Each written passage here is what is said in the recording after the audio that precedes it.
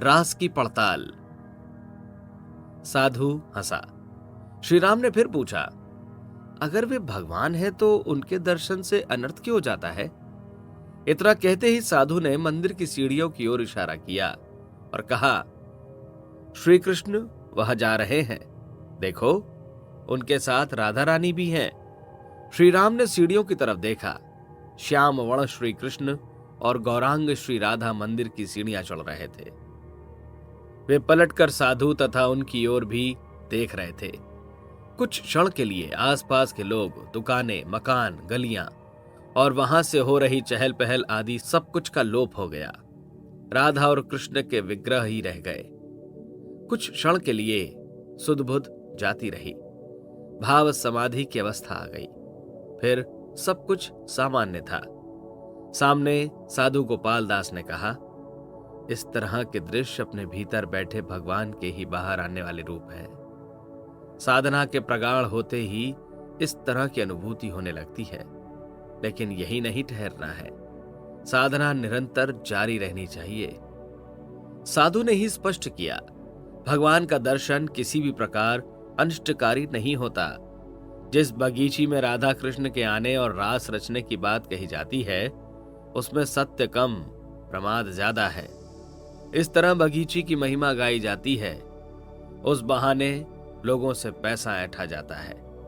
अनिष्ट की आशंका फैलाने से लोग आतंकित होते हैं और दिन में वहां जाकर चढ़ावा चढ़ाते हैं। सच्चाई परखना हो तो एक रात उस बगीची में घुसकर देखो। साधु गोपाल दास ने रहस्य खोल दिया।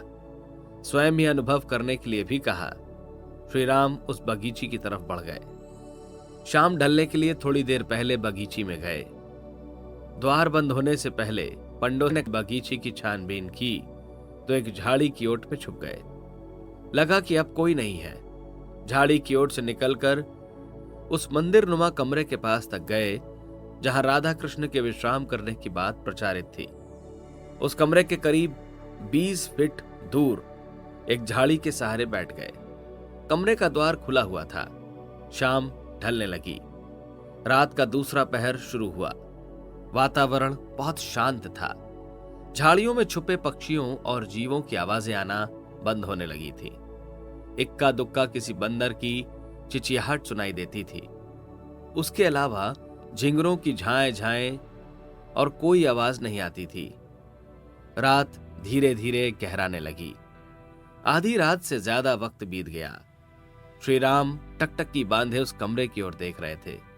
कब कोई आए, इंतजार करते हुए वे थकने से लगे। आंखों में नींद भरने लगी।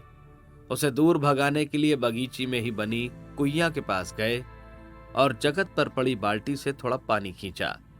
हाथ मुंह धोए वापस उसी झाड़ी के पास आकर बैठ गए। पानी खींचने और हाथ मुंह धोने में थोड़ी आवाज हुई। इसके तुरंत बाद बगीची के बाहर कीर्तन की आवाज सुनाई देने लगी। थोड़ी देर में कीर्तन थमा।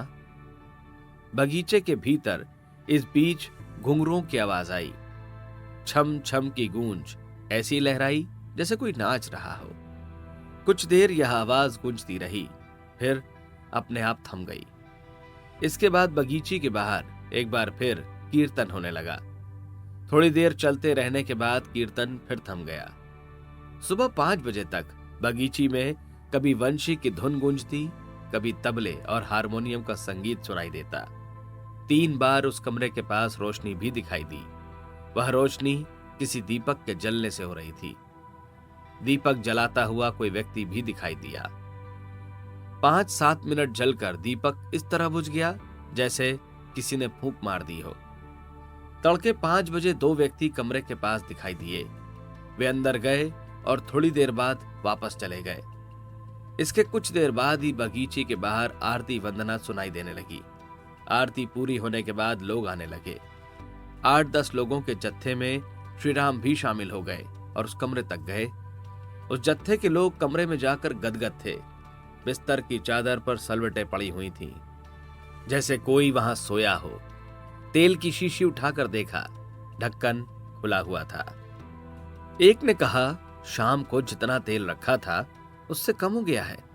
दूसरे ने कहा, और देखो सिंदूर की डिब्बिया भी खुली है।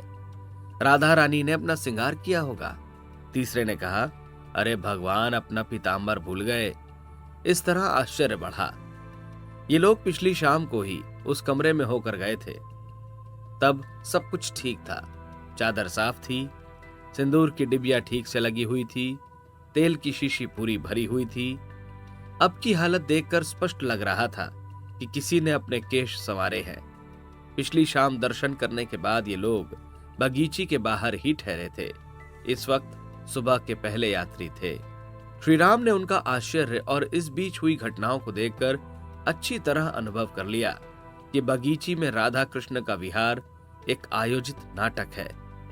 बीच बीच में गूंजने वाला संगीत, आवाजें, रोशनी और उस कमरे के आसपास दिखाई दिए लोग यह प्रभाव उत्पन्न करने के लिए ही थे कि बगीची में राधा और कृष्ण आए हैं। सुबह 5 बजे उन्हीं लोगों ने कमरे का नक्शा बदला और बाहर ठहरे यजमानों को जताया कि भगवान सचमुच आए थे। यजमानों ने मंदिर में चांदी के सिक्के चढ़ाए और पेड़ों के भोग, भंडारे के लिए अलग से दक्षिणा दी। साधु गोपाल दास की बात याद आई कि भगवान सब जगह हैं। जहां याद करो, तन्मयता से पुकारो, वहीं प्रकट हो जाते हैं। नहीं पुकारो तो सामने आ जाने पर भी पहचान में नहीं आते। पूरे घटनाक्रम को श्री राम ने शांतिपूर्वक देखा और कोई प्रतिक्रिया व्यक्त किए बिना बगीची से बाहर आ गए। पंडों ने समझा कि यह बालक भी यजमानों के साथ ही आए होंगे। उन्हें क्या पता कि उनकी आयोजित नाटक के दिव्य लीला का सच अपनी आंखों से देख लिया है। वृंदावन की यात्रा पूरी हुई। मथुरा में एक दिन के लिए उस बगीची में रुके जहां काठिया बाबा से भेंट हुई थी। उस विग्रह के सामने कुछ देर पालथी लगाकर बैठे, जिसे गायत्री का बताया गया था। मन में हिलोरें आने लगी। लगा जैसे कुछ संकेत मिल रहे हैं, निर्देश आ रहे हैं। समय भागा जा रहा है। वे बड़े हो रहे हैं।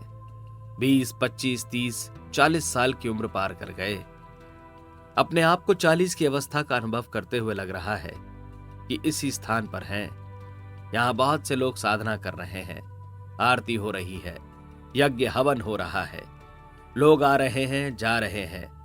यह प्रतीति कुछ देर बनी रही, फिर तिरोहित हो गई। इसी स्थान पर 1953 में गायत्री तपोभूमि की स्थापना हुई।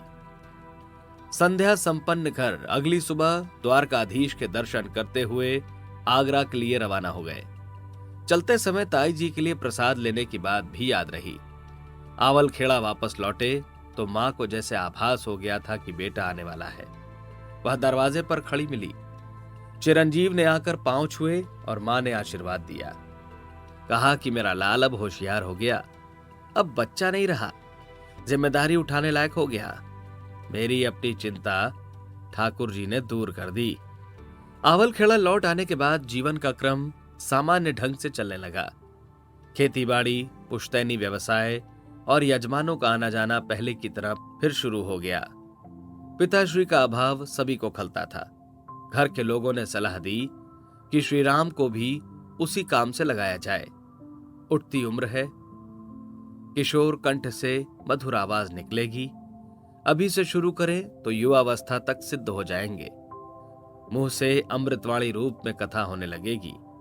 जो भी स्वजन संबंधी आते यही सलाह देते। मां की भी एक मूक सहमति होती, लेकिन श्री राम का मन व्यास पीठ पर बैठने के लिए कभी राजी नहीं हुआ। वहां पर सुझाव टिकता नहीं था।